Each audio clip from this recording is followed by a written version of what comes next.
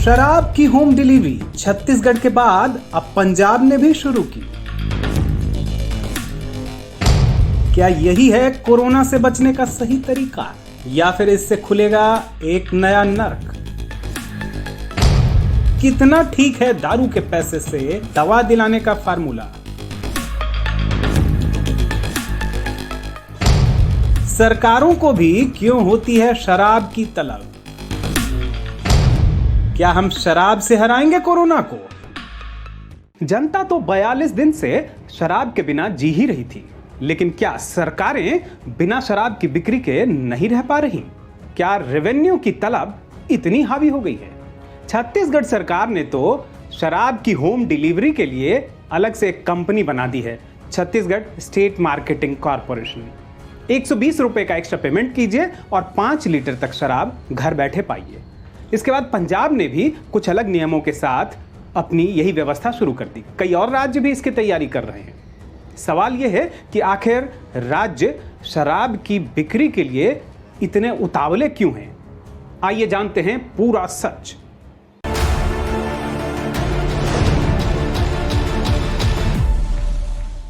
चार मई सोमवार, जैसे ही 42 दिनों बाद इससे रोक हटी, लोग जैसे दुकानों पर टूट पड़े।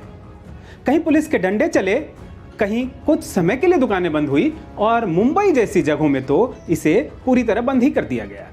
सोशल मीडिया पर इतने मीम बने कि पूछिए ही मत। राज्यों को जैसे बहाना मिल गया, तुरंत कोरोना टैक्स लगा दिया। एक्साइज में आंध्र प्रदेश ने 75%, दिल्ली ने 70% और पश्चिम बंगाल ने 30% का इंक्रीज कर दिया। दरअसल लॉकडाउन के बाद से राज्यों के खजाने सूखते ही जा रहे हैं। इनकी कमाई का बहुत बड़ा हिस्सा शराब पे लगने वाले टैक्स से आता है। कई राज्यों में तो 25 से 40% तक। इसके अलावा राज्य शराब पर तरह तरह की ड्यूटी लगाते हैं। इनके बनाने पर, बेचने पर, आयात पर, कंपनी के रजिस्ट्रेशन पर। उत्तर प्रदेश में तो आवारा पशुओं के रखरखाव के लिए शराब पर अलग से ड्यूटी लगाई जाती है। राज्यों की टैक्स से होने वाली कमाई पर सितंबर में रिजर्व बैंक ऑफ इंडिया ने एक रिपोर्ट तैयार की।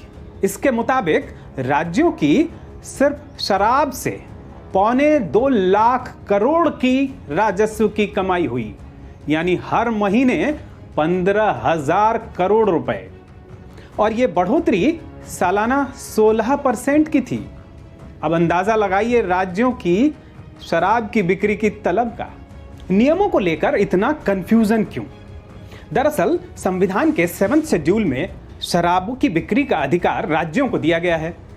कोरोना आने के बाद केंद्र सरकार ने डिजास्टर मैनेजमेंट एक्ट लागू कर दिया है, जिसके तहत अधिकांश अधिकार केंद्र के पास आ गए हैं। इसके बावजूद राज्यों को लगता है कि यह अधिकार तो संविधान में दिया गया है और उनकी सरकारें अभी कायम हैं, ऐसे में उनके पास इसकी बिक्री से संबंधित अधिकार अभी बचे हुए हैं। आइए अब हम जान लेते हैं कि भारत में हर वर्ष कितनी शराब बिकती है। भारत में बनी विदेशी शराब 34 करोड़ पेटी, बियर 33 करोड़ पेटी, देसी 30 करोड़ पेटी, और हर पेटी में होती है कई लीटर शराब।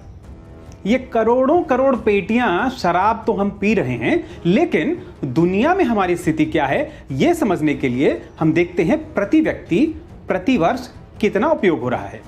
भारत में प्रति व्यक्ति 5.9 लीटर, अमेरिका में 9.8 लीटर, चीन में 7.4 लीटर।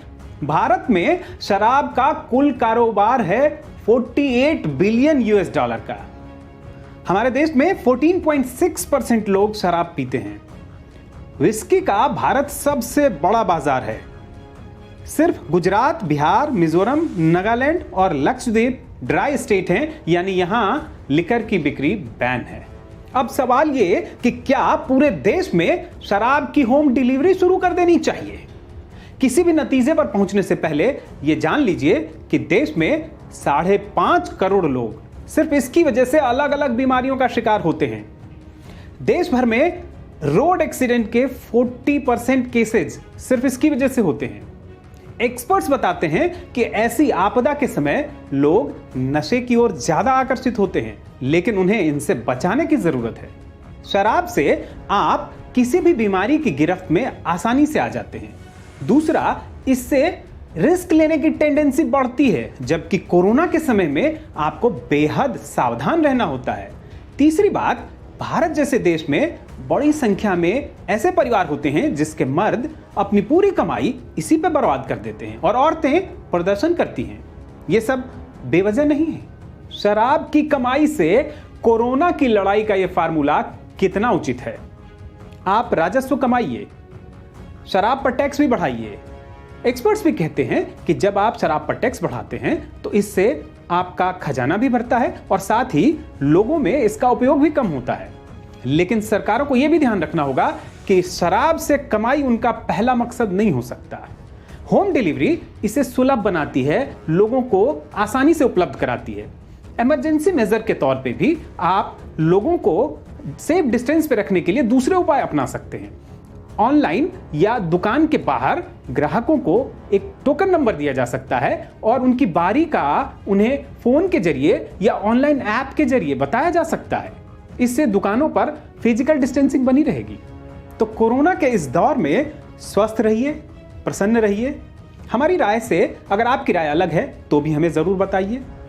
अगले एपिसोड में हम किस बारे में बात करें, ये सुझाव भी दीजिए।